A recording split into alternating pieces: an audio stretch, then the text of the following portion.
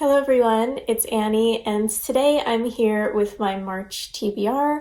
Now I am a co-host for the Greekgodathon. I am hosting Apollo's team, so I'm very excited about that. I'm also going to try and participate a little bit in Koreadathon and Middle Grade March. So this TBR is kind of all over the place, but we will see how many I get to and what I actually read. But this is what I have planned. So first let's start with the middle grade March pick, since there's only one, and that will be Tiger Honor by Yoon-ha Lee. This is for the prompt An Asian Main Character. This is the sequel to Yoon-ha Lee's Dragon Pearl, which is a really great middle grade sci-fi, which I loved.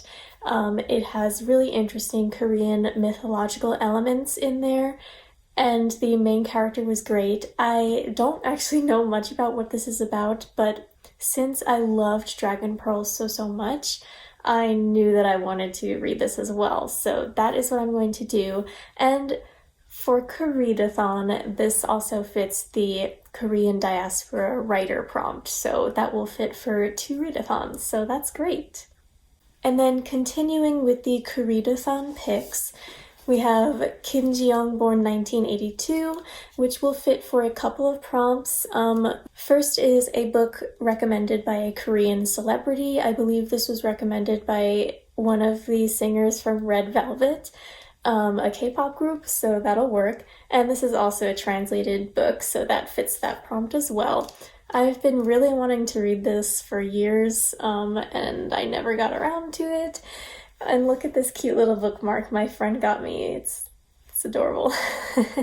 Thank you. Yeah, so this is just a book that I really have to read. Like, I can't keep putting it off, and it's so short, so I'll definitely be able to get to it in March. It's about the millennial every woman in Korea, because Kim Ji-young is one of the most common names. So yeah, 30-something millennial every woman who has recently left her white-collar desk job in order to care for her newborn full-time.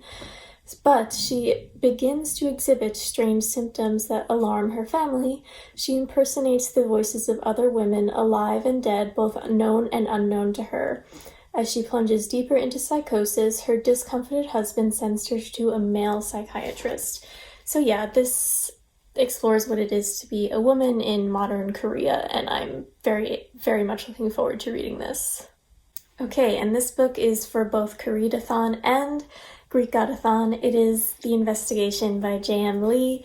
For Koreadathon, this will fit the historical fiction prompt and also translated literature. This is a fictionalized telling of Yoon Dong-ju's story.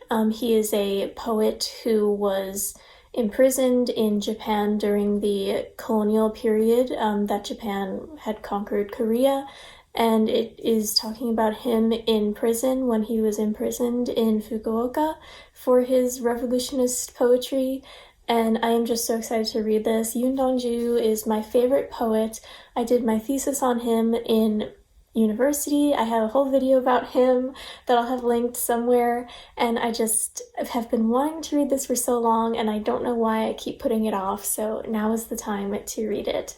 So for the Greekgodathon prompt, this will fit for my team, Apollo, because you want to read a book that makes you happy, and finally reading this will make me very happy. The next prompt for my team is Athena, which is to read a book that you intended to read in 2022.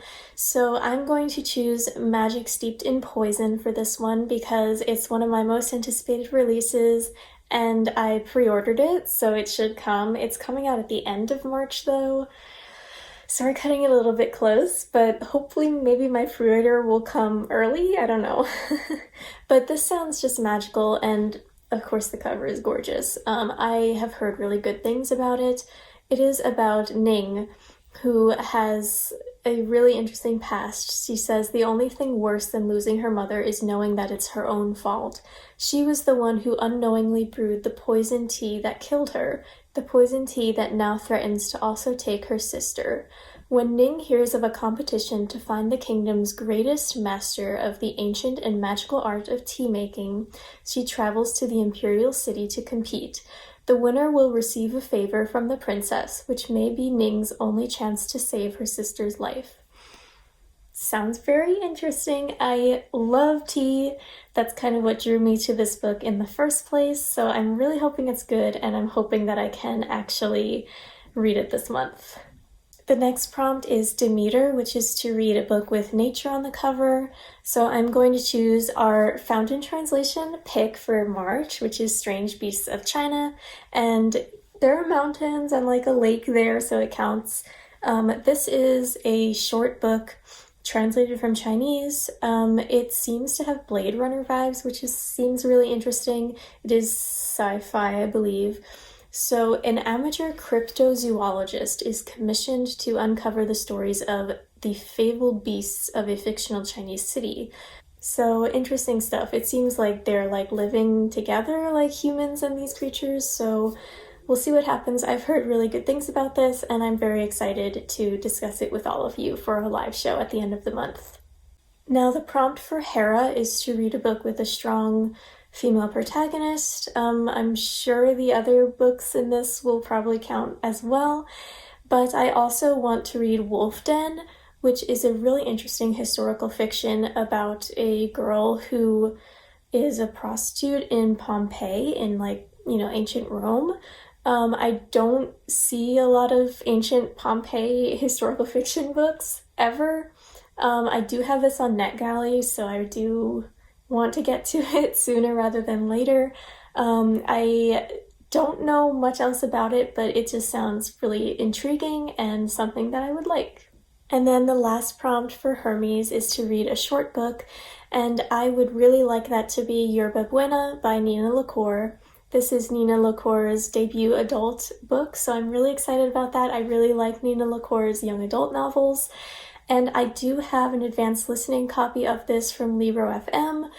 I don't think it comes out until April, but I would like to read it before then.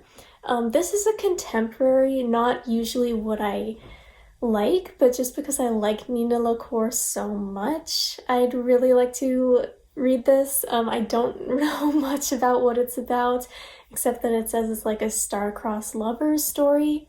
So it seems really interesting, and I have heard good things about it from people who have also read arcs of it, and this cover is gorgeous. And this is the only sapphic book on my TBR, which is like kind of weird, I know, but we'll see what else I end up reading, who knows. And that is it for my TBR this month. I do have 2 other prompts for the Greekgodathon, which is Dionysus to read a guilty pleasure, and Hestia to read a heartwarming or cozy book. I don't know any books.